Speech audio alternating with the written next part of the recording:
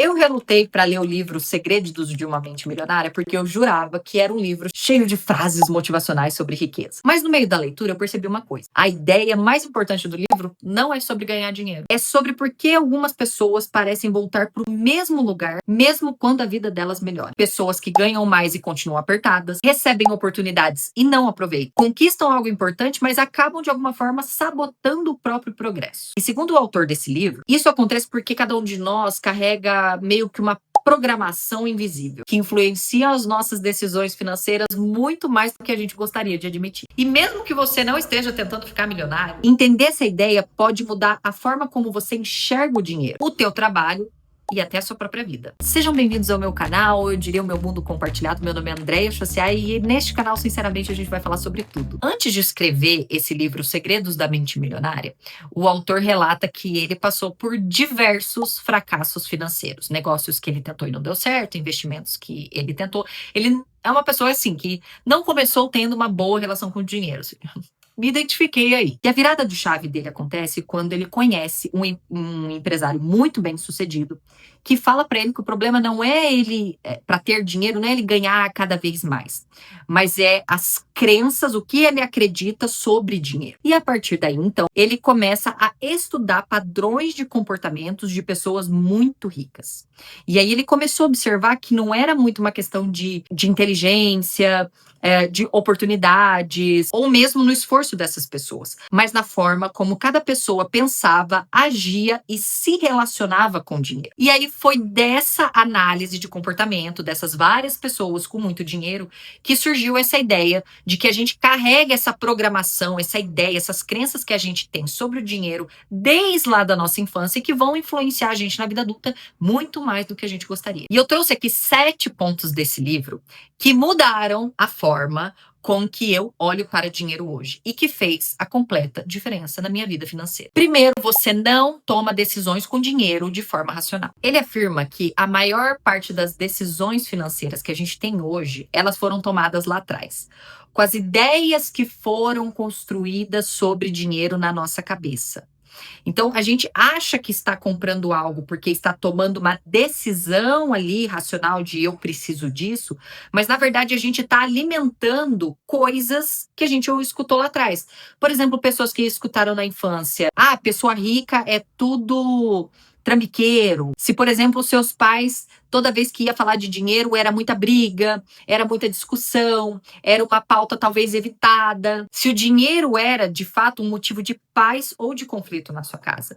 Então, você chega na vida adulta hoje, até querendo mais dinheiro, fazendo mais dinheiro, mas na hora de tomar as decisões, toma com base nessa criança, nas coisas que você ouviu lá atrás. Então, pessoas que às vezes estão tentando sanar vontades que tiveram lá atrás não sanadas e querem ter hoje. Crianças que quiseram muitos tênis lá atrás, não puderam ter e agora ficam comprando vários tênis, tentando ser racional, dizendo que precisa, quando na verdade só quer sanar as vontades do passado. Segundo, o problema não é ganhar dinheiro, é suportar o dinheiro. O livro dele sugere que a gente tem dentro um termostato financeiro. Então são situações que a gente até ganha mais dinheiro, a gente consegue ganhar mais dinheiro, mas aí você percebe que a pessoa começa a manter os mesmos padrões. A pessoa vem de um lugar onde dinheiro na mão é vendaval, ela vai ganhar mais dinheiro, mas ao mesmo tempo ela vai aumentar o padrão de vida dela.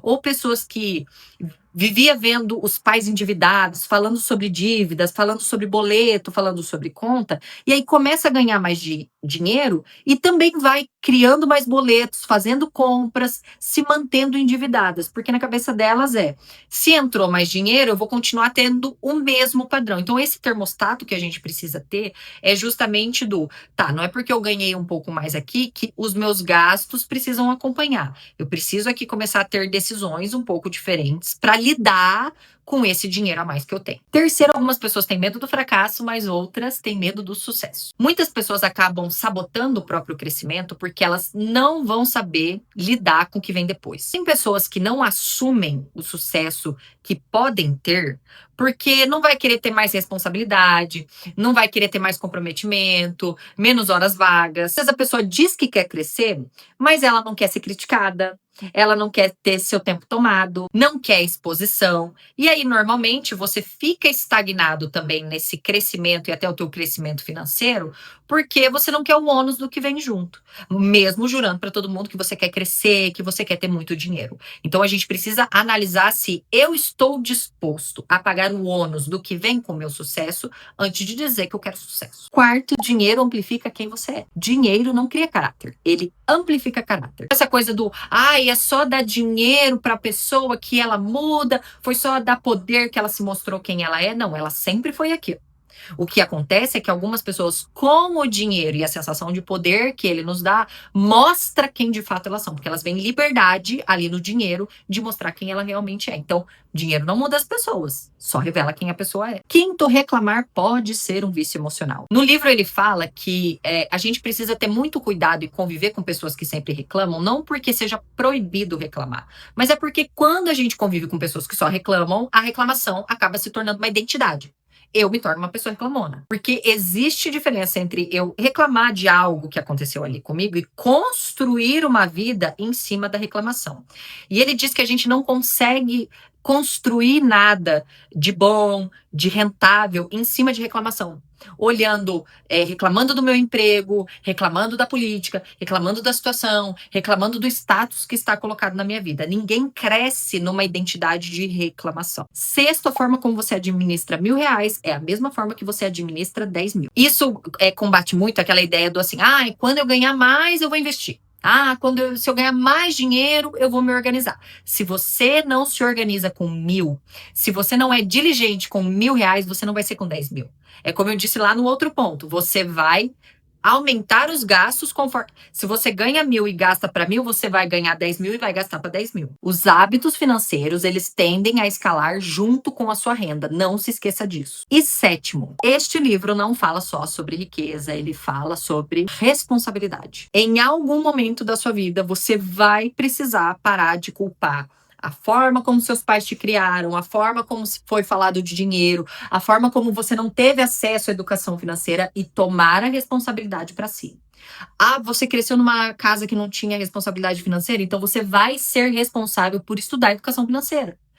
Meu pai nunca me incentivou a investimentos. Então você vai estudar investimentos. Na minha família, dinheiro era sempre uma luta, era sempre uma guerra, não podia nem falar de dinheiro. Você vai aprender formas de falar sobre dinheiro. Você não escolheu tudo que você aprendeu sobre dinheiro, mas agora, na vida adulta, você precisa se responsabilizar pelas crenças que você criou sobre dinheiro. Sobre essa ideia de, eu agora, na vida adulta, eu vou sanar todos os desejos que eu tive lá quando criança e vai viver endividado. Eu sempre falo que as finanças na minha vida se transformaram quando eu aprendi a ter maturidade emocional para lidar com programações que vieram de fábrica, com costumes que eu tinha com dinheiro, com essa coisa de dinheiro foi feito para gastar, de não sei educação financeira, está tarde para aprender. Depois de adultos, nós não somos mais aquilo que fizeram com a gente. A gente é fruto também das escolhas e responsabilidades que a gente toma para si. Se você já leu esse livro, deixa aqui embaixo também contribuições. Se você não leu, eu indico muito, tá aqui no link. É um baita livro para aprender sobre dinheiro.